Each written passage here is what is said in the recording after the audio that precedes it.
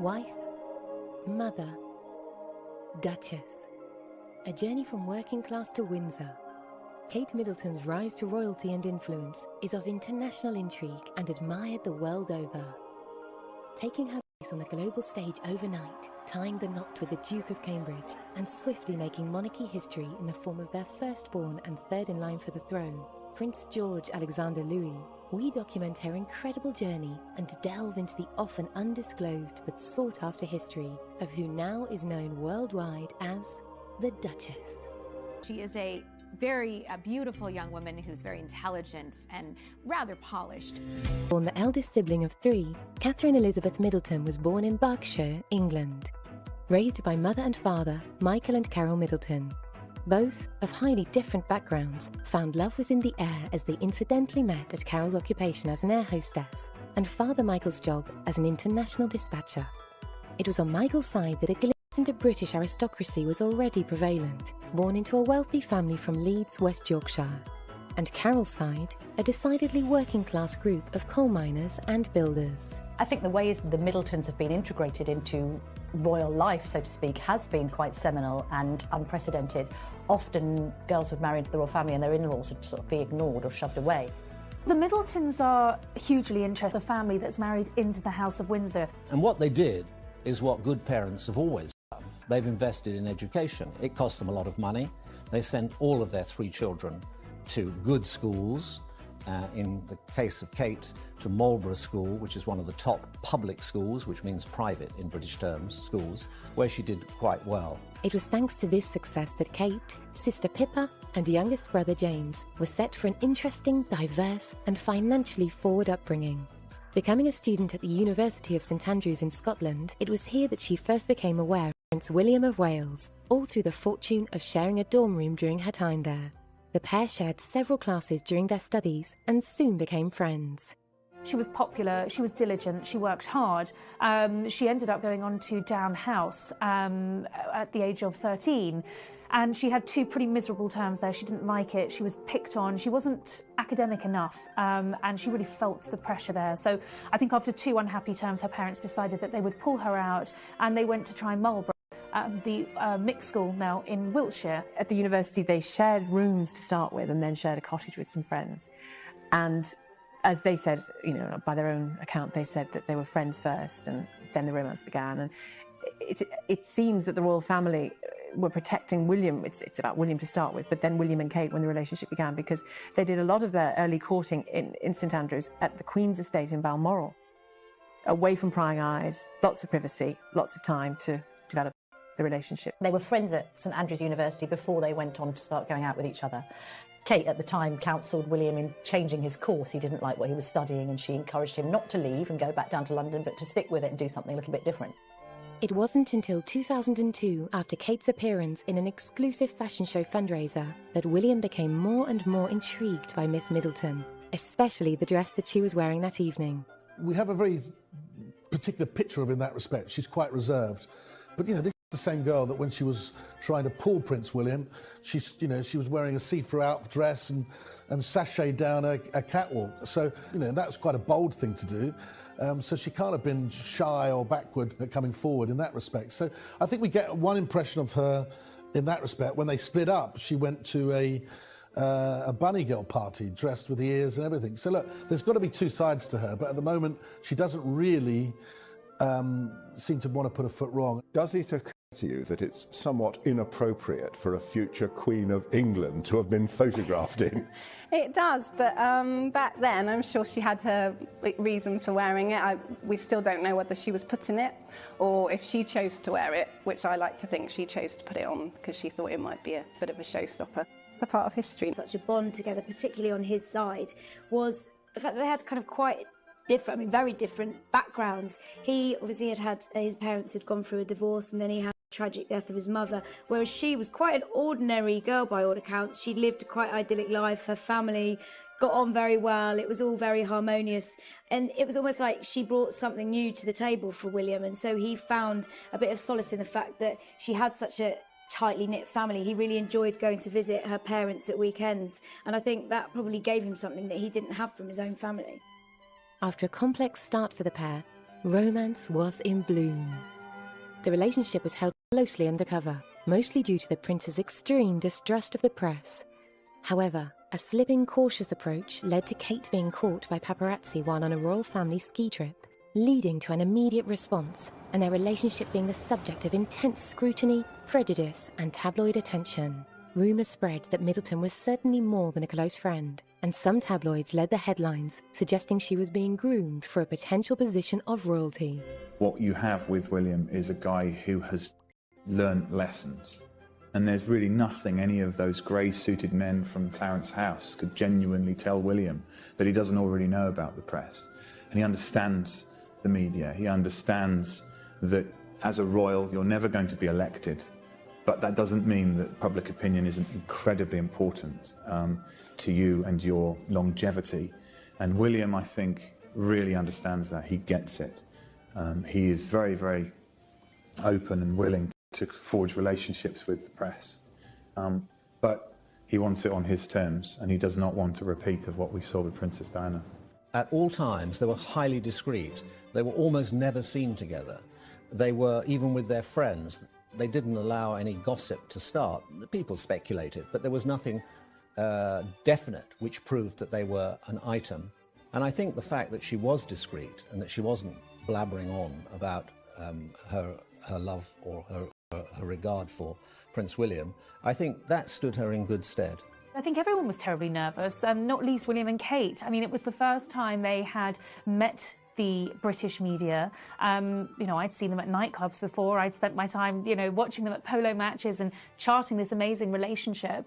But the first time really to actually sit down and talk with them, I remember Kate being very nervous, but incredibly sweet and kind, and interested in what we were doing and how we were the story, and they both just seemed so well matched. You could see it in their body chemistry even at that stage, and on at a moment fraught with nerves. They were about to meet the world's press. All the paparazzi and the photographers rather were waiting next door to take their picture. I remember William having his hand in the small of Kate's back, guiding her, making sure she was all right. And I think that's what you've seen over the years. He has wanted to just make sure that she is comfortable. I think there's a huge amount of trust there, not just between them, but their circle of friend, their circle of trust, their closest friend who would never dream of leaking anything to the press and really protect them. I think equally, one of the secrets of the success of their marriage is that they do seem much more equal than, say, for instance, Charles and Diana. I think as well, Kate has been very careful not to upstage her husband. I think that she's the yin to his yang in that he, although a level-headed, down-the-line kind of guy, can be prone to a few temper tantrums, perhaps, and likes to dig his heels in and knows his own mind. And I think because sometimes quite angry, one gets the impression that Kate's the one sort of pulling him back and reining him in and saying, all right, let's just keep calm.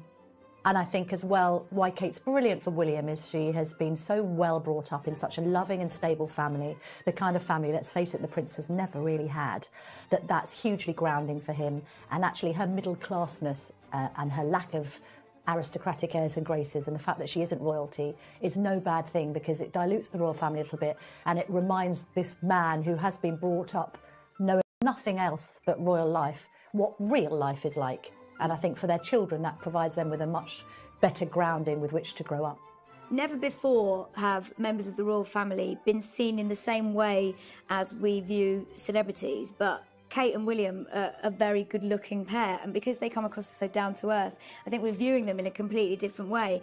And Kate is already eclipsing all these A-list stars like Jennifer Aniston, Gwyneth Paltrow. She's the one that people want to know more about. She's the one that people want to dress like and just want to absorb every bit of information there is about her, which is quite exciting. This is a young woman who really wasn't raised in the public eye to any degree, and also isn't a naturally gifted speaker. So with all the attention on her, and she's quite shy as well, it just complicates things and makes it very difficult. The first time we really got to hear her voice was in the interview when William and Kate announced their engagement, when she wore that very famous and much copied Issa blue dress. No, I really didn't expect it at all. I thought he might have sort of maybe thought about it, but no. It was a total shock when it came, and very excited. William a couple of times kind of answered the question for her that she asked or corrected something, and was obviously very protective of her. She was not comfortable, very clearly, speaking on camera. And then, of course, we saw her. Thank you for not only accepting me as your patron, thank you also for inviting me here today.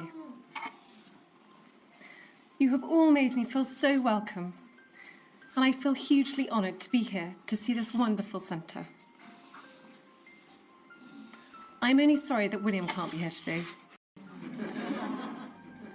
It's very difficult, I think, for anybody who's come from the outside of the royal family to a full-on public figure to be brilliant at public speaking straight away. Prince Harry seems to have got it almost instantly. He's an excellent orator, and he does it with natural charm and fun and a degree of wit. I think that there's no doubt that Kate was very nervous when she started her role as a Duchess and speaking publicly. In her role as the patron of the East Anglian Hospice, she had to make a public speech. I thought she did very well, but it was a little stilted, a little disjointed. I think she would probably admit that she was more than a little bit nervous when she had to make it.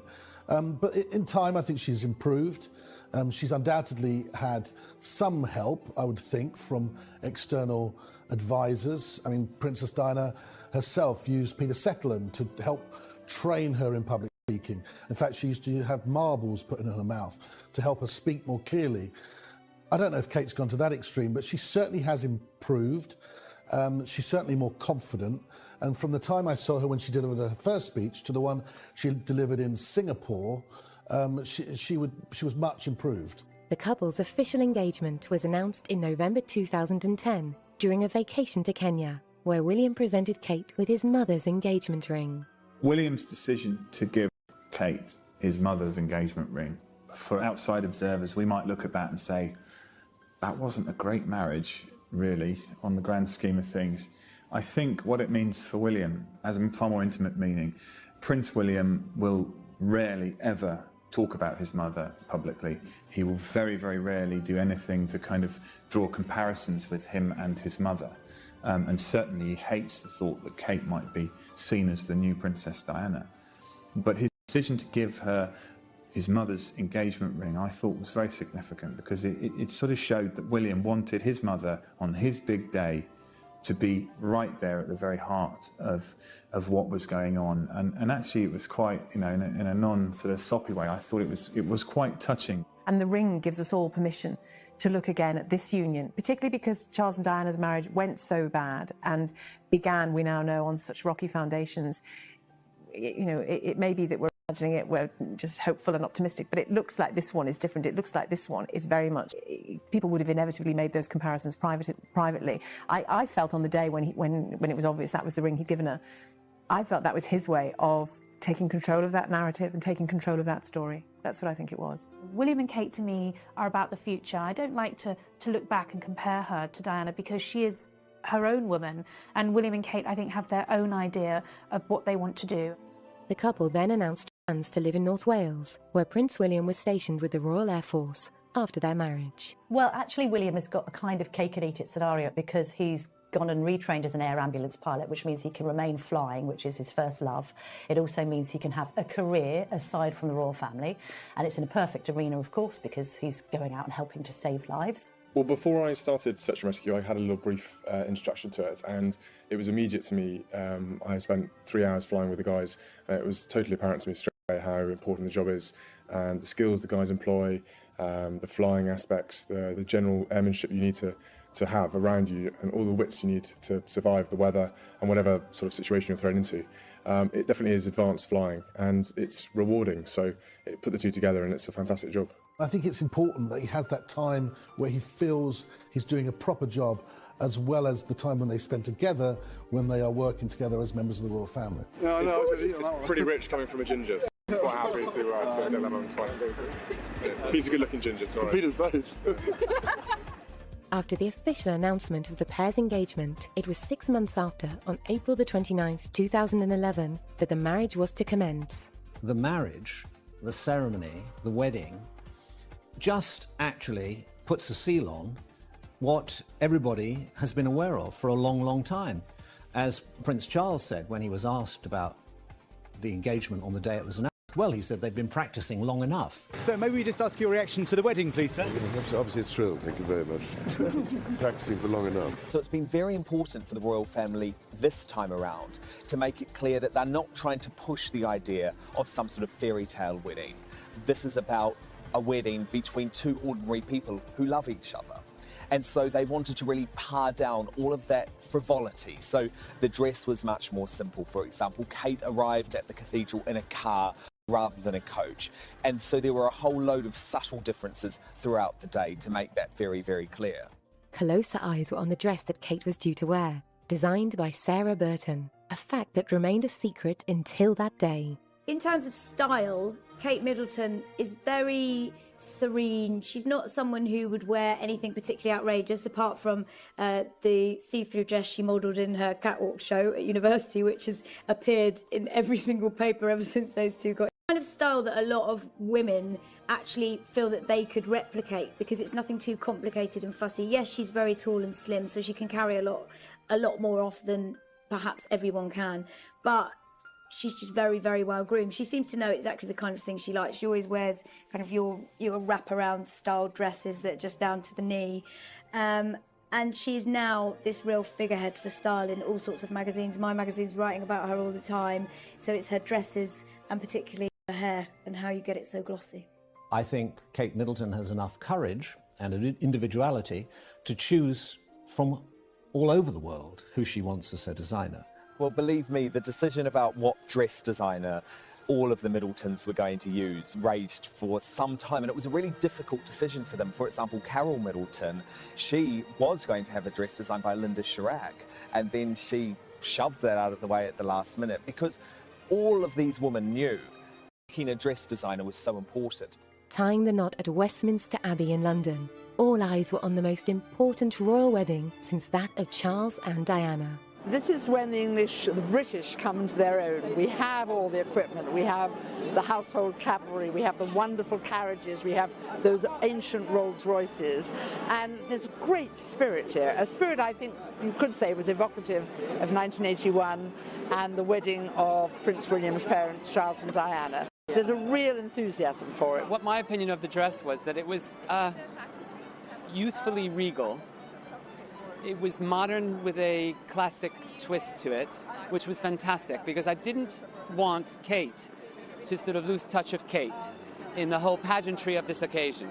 And I think Sarah Burton for Alexander McQueen did a sublime job. I think the lace was so effortlessly executed. It was almost as if she had like a white tattoo all the way down her arm.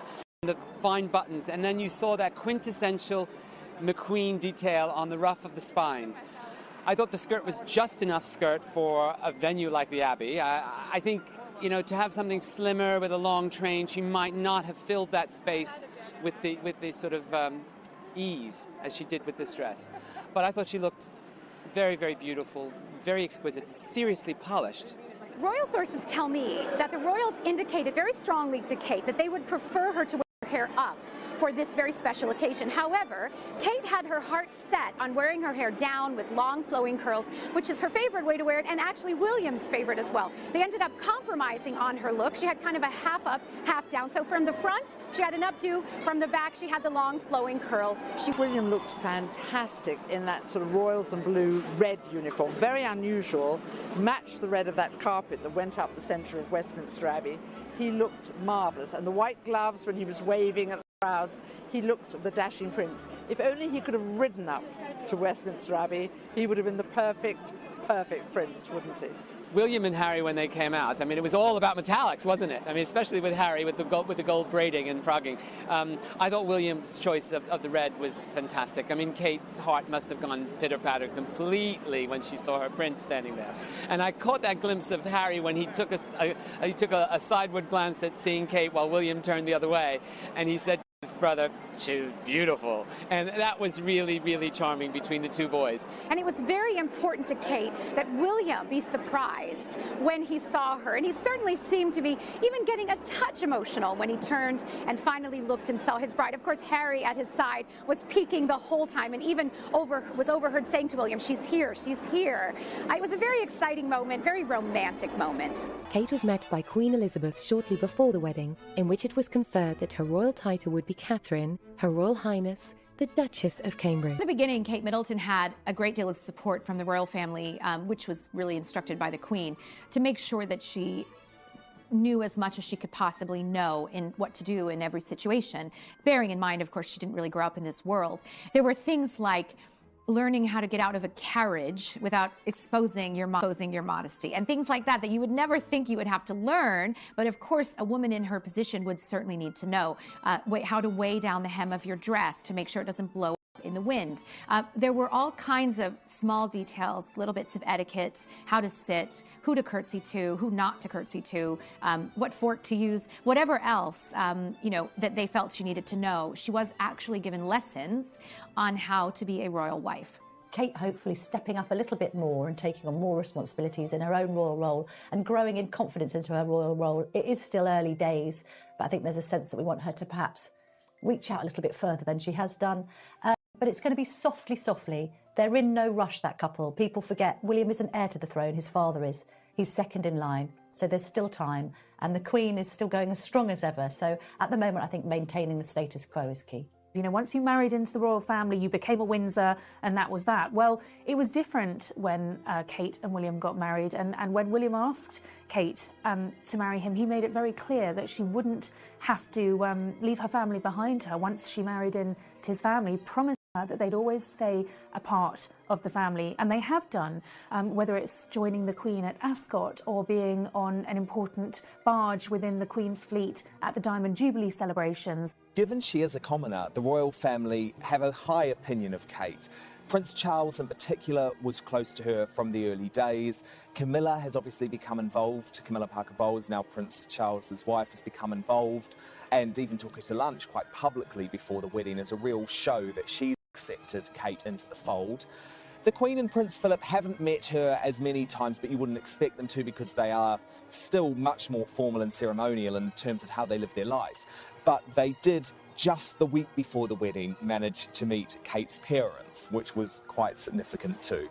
Given the history of previous royal weddings, the question was how sustainable the relationship between William and Kate was going to be, and how long their partnership would last. However, it was clear that this was not your average pairing, and it was an opinion held high that their romance and longevity as a husband and wife showed no signs of stopping. I think the prospects for William and Kate's marriage are extremely good, and the reason I think that is because, quite uniquely for a royal wedding, their relationship grew out of cold winter nights spent in a university digs, having spaghetti bolognese and talking about anything other than being a prince or princess. Their relationship has grown out of being just William and Kate, and I think that something that throughout their married life, as much as they can, they will try and retain. And if they do, then the prospects for them staying together for a long time will be very good. I think Kate and William have a good chance of making this work. They are both very committed to the monarchy. Kate has proven herself to be a team player. She's proven herself to be discreet. She's also proven that she's willing to put her own interests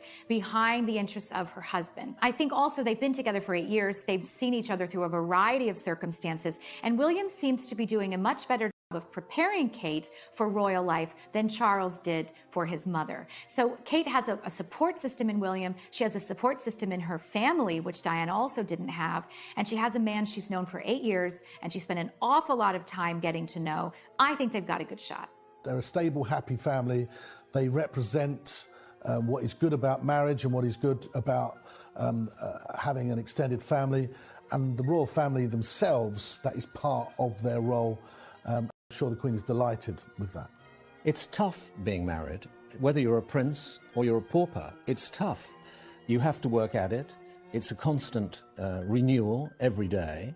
I'm sure that they will have their problems. They've had some problems in the past, but they've come through those problems. And as they say famously, what doesn't kill you makes you stronger. And I think they have got a very, very good basis for the marriage ahead. It was inevitable that when moving into royalty, Kate would have her fair share of comparisons to the late Princess Diana. Becoming Duchess of Cambridge left fans of the monarchy curious of how she would settle and her similarities to William's mother. People are always asking me, well, how alike is Kate to Diana? And I always say that they're actually incredibly different women. They look very different. You know, Diana was blonde, beautiful and leggy. Kate's beautiful and leggy and brunette. They're, you know, they look very different. They are very different people. And I think particularly in the early stages, there was a desire, largely by the press, to sort of see how Kate would live up to Diana's image. And I remember William saying that there was no expectation, that these were big footsteps, and no one expected Kate to fill them. And I think what Kate's done, which is so commendable, and you really have to take your hat off to her, is she's forged her own identity within the royal family. She hasn't tried to emulate Diana. You know, she's a style icon, but I'd say she's quite a reluctant style icon. She's wanting to put her stamp in other areas. Within the comparison, there are huge differences. She's 10 years older than the Princess of Wales was when she married Prince Charles. She's more educated. She's more experienced. She comes from a very stable family in which she's clearly very happy. Diana didn't have those things, did she? She had huge charisma, huge inspirational things that she did, and she had massive natural ability with people. You know, we've all seen it, we all know it. It's well documented and accepted. But Kate Middleton looks to be a different creature. And I think she'll just show that herself. And you couldn't try and measure yourself against Diana because she was a really seen as an icon like Princess Diana was. And I think that's because Diana was had frailties and faults as well. Kate hasn't really put those out there. She's almost too good to be true sometimes. And I think a lot of younger people find the overwhelming privilege that she has, the fact that she maybe stuck around too long to marry Prince William, as both seeing a little bit against her. And I think were Diana here, I think she would approve of Kate Middleton. She might feel like some mothers do, oh dear, I don't want to lose my son to any woman, you know. But I think she would approve. She would see in Kate Middleton some admirable qualities, and she'd feel that her son would be safe with her. I'm sure of that. I think she would approve of it immensely. I think it's really important that she doesn't look anything like her. I was thinking that the other day, looking at the engagement pictures. She's a beautiful woman. She's developed a style that's very classic. It hasn't changed dramatically over the years, but it's just a classic, more groomed version of what she always was, it seems to me. Whereas Diana was that coltish teenager, wasn't she, who didn't have a sense of style, wore clothes that were 20 years too old for her to start with. She really got it a few years down the line. You know, that was her, you know, one of her huge successes was fashion. But I think Kate Middleton's a different life story altogether, and I think that will be the bedrock of how she copes with that comparison, because there is no comparison to be drawn. I think that's the ultimate cushion on which she can fall. Humanitarian work played an important part in Princess Diana's life, both at home and abroad. Her interests were reflected in the organisations of which she was patron or president. With her impact on such admirable work, it was seen fit that from Kate's turn from fiancée to Duchess, she would also hold a pivotal role in similar contributions. Set out her stall that she wants to support, in the first instance, children. So she's supporting some hospice charities, each the East Anglia Children's Hospices. She's equally decided to be a volunteer scout, so supporting children out and about, enjoying country pursuits as she does. She's also been involved in action on addiction, so she's saying that she wants to help people. She thinks that addiction is the root to quite a lot of society's ills, be it children or their parents, and so she wants to get involved in that. And also, because she studied history of art and is a keen artist and photographer, there's her patronage of the National Portrait Gallery and other artistic pursuits. And she's mixed them a little bit, so she also supports a cause called the Art Room, which helps children, gives children therapy through the medium of art. And actually, she's been ahead of the curve on most of the choices that she's made. She's put children's hospices on the map, and she's also done a huge amount of good for mental health. It's another cause that she's very much behind. So she will know how important she is as a patron to those charities, to put them in that international spotlight, and she won't want to spend too long away from them. People often ask me why I'm so interested in the mental, because I think that every child should have the best possible start in life. When I was growing up, I was very lucky. My family was the most important thing to me. They provided me with somewhere safe to grow and learn, and I know I was fortunate not to have been confronted by serious adversity at a young age. For some children, maybe there are some here today, I know that life can sometimes feel difficult and full of challenges. I think that every child should have people around them to show them love and to show them kindness and nurture them as they grow. The challenge that so many people have is not knowing how to take that first step of reaching out to another person for help, admitting that they're not coping. Fear or reticence, or a sense of not wanting to burden another, means that people suffer in silence. The importance of support for these charities is no more prevalent than the work that Prince Harry has accumulated over the years. The conservation of wildlife, promoting sport amongst the young, and healthcare across all nations. Kate has had to put in a great deal of work to do the same. However, this is no competition, as Kate and Harry have a long history together, of which she has gained support, been able to confide in, and most of all, a friendship. Well, Harry and Kate have a very warm, affectionate relationship. You know, Harry grew up without a sister and without a mother to a great degree, and Kate gives him a feminine perspective and a feminine touch that he really was lacking, I think, growing up. And it's really nice for him to have that kind of family member. One thing I've noticed ever since Kate was on the scene is the closeness and the fun between them with her and Harry. I remember even the Garter ceremony in Windsor, where Prince William was all dressed up in the fine robes of the 12th century Garter order, and you could see William looking all very serious. But also Kate and Harry were in the audience, and he was just digging her and joking and making fun of his brother. And I'm sure that happens quite a lot, because he is a joker, he is fun, and it's quite a good relationship, I think, for her to have Harry as a brother-in-law. Prince Harry is somebody that's this lovable rogue. The British press can't get enough of him because he's this real naughty character, and you've never known a member of the royal family to behave like him. He's the one you can always rely on for making the biggest gaffes possible. He'll turn up to a party in a Nazi uniform, completely unthinking about what he's doing. He'll go to lap dancing clubs. He's always seen stumbling out of nightclubs looking very squiffy-eyed. You can guarantee he's the one that's probably the last person standing, the last person to have the drink. And I think Prince William is the heir, and Prince Harry is the spare. Friendships within the royal family and charity contributions aside, the question on the lips of the nation after William and Kate tied the knot was how long it would be until the world would see a royal baby. For some, it was an agonising wait, until an official announcement in December of 2012 that the Duchess was pregnant. Obviously, there'd been an awful lot of anticipation as when Kate was going to announce that she was pregnant. I mean, in fact, I think the announcement was suggested for about 6 months beforehand. Everyone was writing in the papers that she was pregnant. The palace had put out the official announcement as she was en route to the hospital because she'd had problems with the pregnancy, and it was felt that William and Kate didn't want to even tell the Queen or Prince Charles that she was pregnant until they were absolutely certain everything was okay. The birth announcement for Prince George did not go according to plan. Kate was forced to announce prior to being 12 weeks pregnant that she was in fact expecting because she was hospitalized for very, very severe morning sickness. You know, William and Kate had talked at length about how they wanted to make this announcement to the world, and it certainly wasn't going to be this way and at that stage in the pregnancy. Most celebrities, particularly royals, wait until that first trimester is finished before they make any happy announcements. But because Kate was taken very suddenly to the hospital because of her severe morning sickness condition, the palace was forced to issue a statement as to why she was there, and the news of the pregnancy was leaked.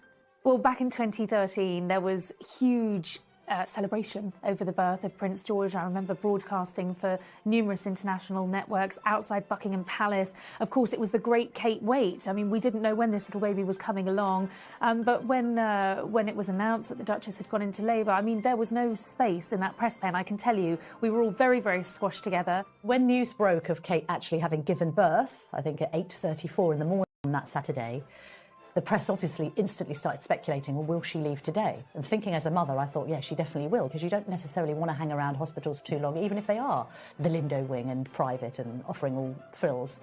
People are sort of looking at their watches thinking, can she do this? Can she have a baby by breakfast and be home at Kensington Palace for tea? And when we got wind of the fact that Kate's hairdresser had gone into the building, we knew, oh, hang on, you know, she's going to make an appearance. And in vintage Duchess of Cambridge She turns out in high heels and looking effortlessly elegant, even though she's given birth just hours earlier, which is a testament to her and how she's able to cope. Not only, I think, in the limelight, but just in this, with this pressure of having to present herself in a certain light. And I think, you know, hats off to her. Whether you love or loathe monarchy, any mother out there will say that it was a pretty good effort to look so good. There was excitement. The royal wedding day when William and Kate got married, everyone was universally happy. Everyone was constantly checking the news feeds on their phone and on the television in order to see, waiting for William and Kate to come out from the hospital for the first time, holding the new baby prince. I have several friends actually with news organizations who were standing outside the hospital that day, waiting hours after hour for William and Kate to come out. And actually, they came out quite a bit later than expected because typical William and Kate's strategy fashion, they were greeting and thanking every single member of staff at the hospital personally for the very smooth birth. They wanted to make sure they thanked everyone from the cleaner to the midwife to the surgeon to say thank you very much. So they did actually take a long time to emerge. When they did, Kate was roundly praised in the press for her choice of dress. I think it's just wonderful. It's lovely that generations are going on, and William and Kate are just such an asset to the royal family, and Harry as well. Well, it's kind of surreal to think that royal blood is this close to us at this very moment. Commemoration of Prince George's birth, the joy that he brought to the world, and particularly to New Zealanders and Australians over the last week and a half. And we have a tradition, just as a reminder for when he's a bit older. He does love it, honestly. With the arrival and reveal of Prince George, the royal reaction was that of warmth and confidence in both William and Kate, unearthing a new chapter of their legacy. It was not forgotten that one particular member of the family was now an uncle. He's great with kids, Harry. I mean, you only have to see him when he's out in Africa, as I've done with the kids that they sent to Bali refugees, and he's fantastic. He's fun. He's a big kid himself, I think he says it himself, and that when you like, he's got to find the right girl first, I would have thought. But the fact is, he's very, very good with young people, and as an uncle, he'll be the best uncle because he'll be all the fun. I'm sure he'll be taking George to the fun fairs and taking him out as much as he can. But I think we get an impression of Harry as being all fun and not very serious. The truth is, Harry is quite a deep-thinking guy. He's a nice person, and I think that with this birth of Prince George, it's probably made him feel a little bit broody, and maybe when he finds the right girl, it won't be long before he's a dad too. Prince Harry probably has the most fun with Prince George out of the entire family. Because with Harry, he can be as cheeky and as silly and as wild as he wants to be with this little baby, and he has a great time with him. You know, one of Harry's best qualities is his childishness and his kind of open personality and just finding fun in everything. And he really connects with George because George, from all accounts, is a baby with a huge personality and character. He doesn't just take a bath, he's splashing, constantly trying to get all the water out. George is a really fun, free-spirited little boy. And I think Harry very much has that personality, and those two have a fantastic relationship. There's no question that Harry's going to be the favorite uncle, possibly the favorite person for George, because he's so much fun.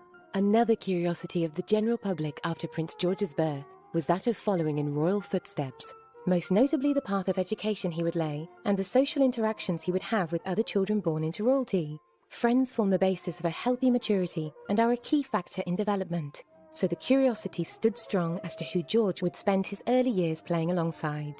In answer to who will be the royal baby's friends, well, obviously William and Kate have got their own friends who've got children of similar ages, so playdates have been arranged with them, and equally George's godparents have their own children. So they'll be mixing there in a social setting. Equally, you might have to remember that there are other great-grandchildren now that are of a similar age. So William's cousin, Peter Phillips, has got 2 daughters. You've got Zara Phillips, who is Prince George's godmother. She's got a little girl, Mia. Apparently, when those 2 babies got together and had a play date, it was, according to Mia's father, Mike Tyndall, the rugby player, absolute carnage, and food was being thrown around and not going in either of the babies' mouth.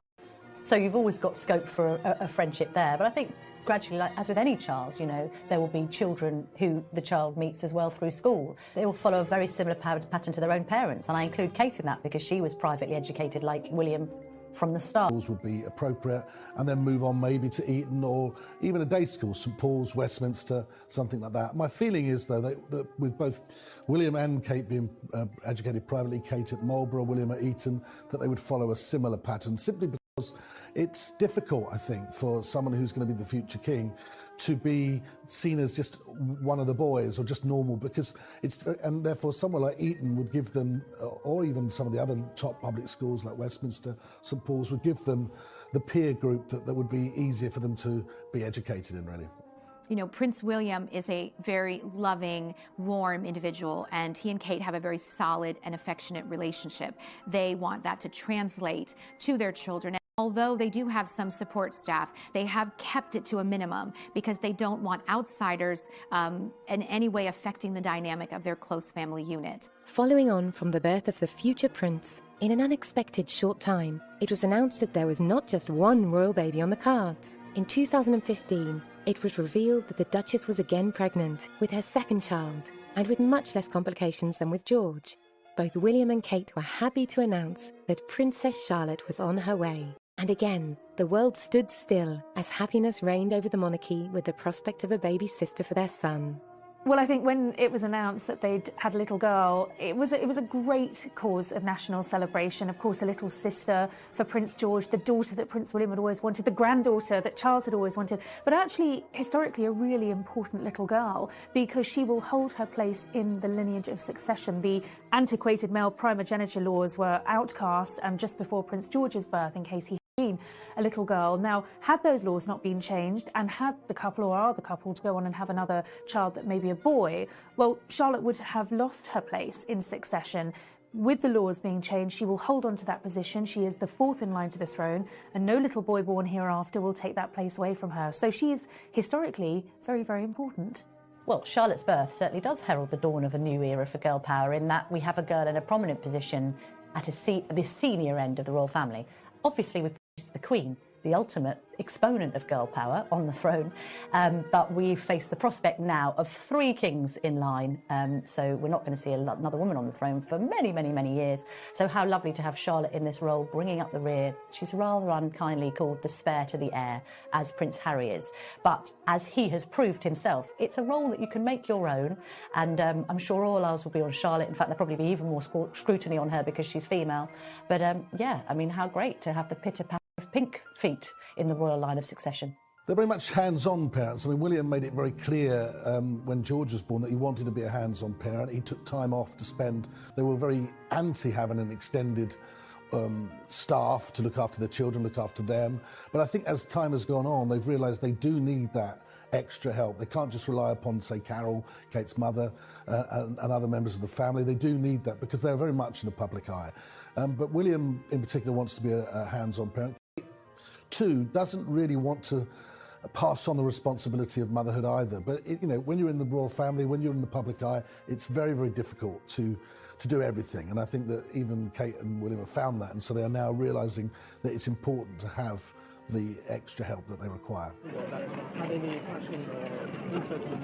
I absolutely love it, and it's actually what I thought would be the name. I mean, Charlotte was picked as one of the top names that they predicted, and of course to have Diana in the name is perfect. Defying the odds set against her, the Duchess of Cambridge has proven to the world that she could not be more deserved of her position, and it is worldwide acclaimed that her commitment and love to Prince William allows this fairy tale to continue its life. The shock of Princess Diana's death and tumultuous time when married to Prince Charles is now seen as merely a shadow in the future of the royal family.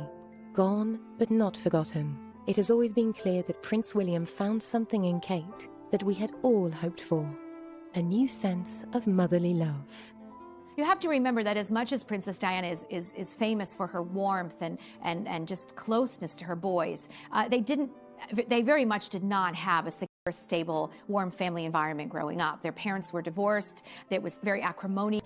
There really wasn't a kind of happy family for either of those boys. And seeing it in the Middleton family has made a fantastically huge impact on William, and it is precisely the kind of dynamic that he wants to bring into his own family life. Kate has made William so happy.